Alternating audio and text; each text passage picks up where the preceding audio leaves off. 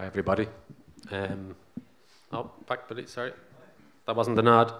That's the nod now. Yeah. How many times do I have to do it? Go back. Did we start? You caught me. Let's go. Okay. No. He's taking the piss out of me. Okay, guys, since I started working in UX, I can't stop analyzing everything from a UX perspective. Everything I use is given a running critique in my head. And what UX has taught me is that things aren't the way they are just because they are.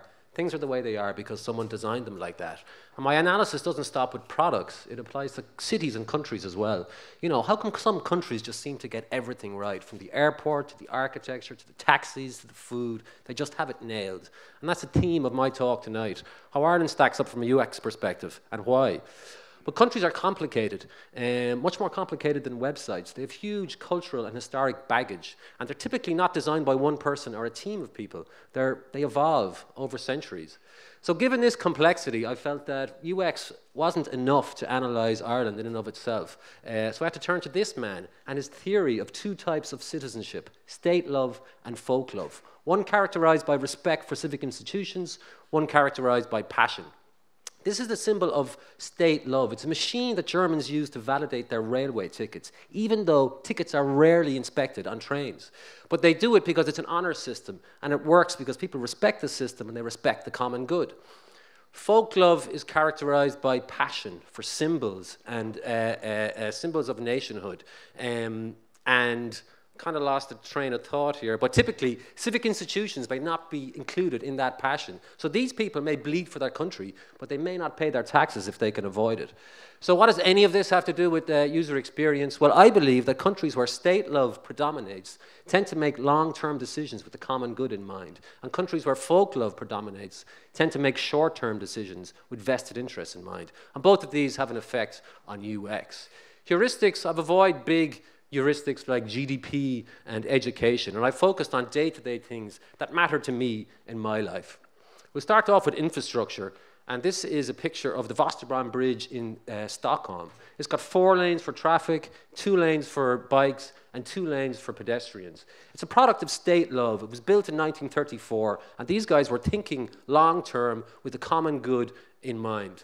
This is the Eastlink Bridge in Dublin. Whether you're driving it, cycling it, walking it, or just looking at it, it's not a great experience. It was built in 1984 by National Toll Roads, and they had profitability and short-term thinking in mind. This is a multi-story bike rack in Amsterdam. This land could have been used for many other more profitable things, but the guys who made this decision just knew that cycling culture is such a positive effect for everybody that they prioritize it.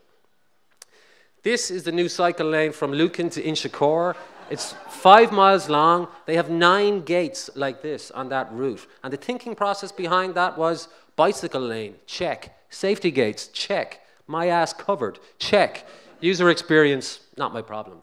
Dublin bus, it's unique in that they have no side doors. That makes for a terrible experience. They're trying to get on and off the bus at a busy time. They used to have side doors, but the drivers refused to use them. So now they build the buses without any side doors at all.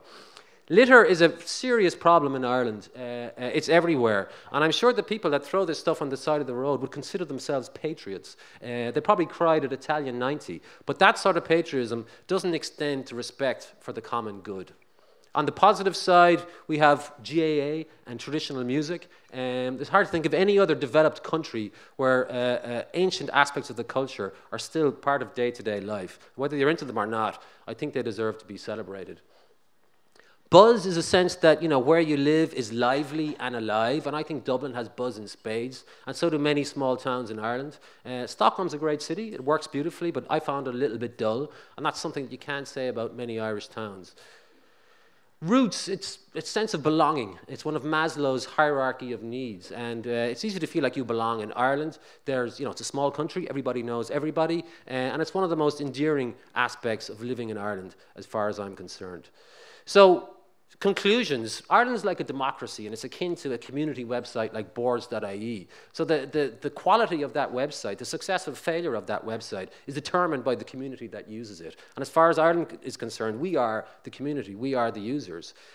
Folk love and state love, I'm not against folk love, but it needs to be, in and of itself, it's the glue that binds us together, but it needs to be balanced with state love. That sense of respect and responsibility is important and would help drive Ireland forward. And to conclude, how did Ireland stack up from a US perspective? Well, I think from the intangible things, roots, buzz, culture, we do quite well. And that's good because they're the hardest things to change. For the tangible stuff, not so well, but those things are actually changeable. And apparently Dublin Bus has new buses, a new fleet of buses, and they have rear doors. So things are looking up. Thanks very much.